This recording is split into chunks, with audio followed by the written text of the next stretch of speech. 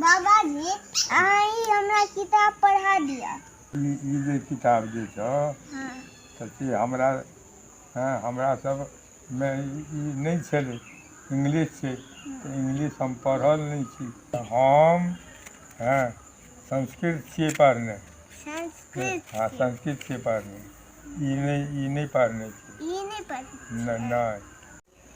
बाबा जी अब हम अहाँ के पढ़ा हाँ दी तब छी। चलो तब पढ़। देखियो बाबा जी हाँ। देखियो A double T L E.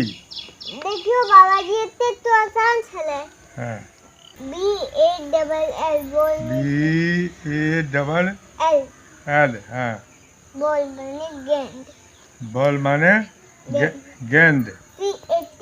Cat means बिल्ली। बिल्ली हाँ। देखियो डॉग मीन्स कुत्ता। कुत्ता। अब कुत्ता छोड़ हमरा। अरे बाबा जी हाँ। पढ़ लिया ना, हम धीरे स्थिर से अहाँ के पढ़ोबे। स्थिर, नहीं हाँ। नहीं बाबा जी हाँ। हमर सुंदर बाबा छी, प्यारा बाबा छी। सब पढ़बै छी कि आब हमरा बुते नहीं हेतै। अब अहाँ पुते नहीं है। नहीं है। हाँ। हम आब बूढ़ भेलहुँ। हाँ। हाँ। आब हम की पढ़ब।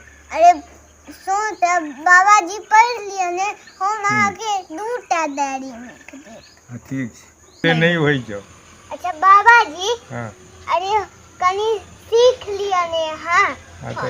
सीख लेबे तो हम पापा से 2टा डायरी में करा देब। 2टा डायरी तऽ ठीक छ। 2टा डायरी हमरा बुते जहन हेतै तखन 2टा डायरी मंगेबा। हाँ। हाँ। हाँ। हमरा डायरी होइए। मिल्क होइ छै हमरा ओकरा होइए कहाँ, कहल कहाँ होइए, जोर से कहाँ कहल होइए। नहीं कहलिए जोर से। नहीं हो। बाबा जी हाँ।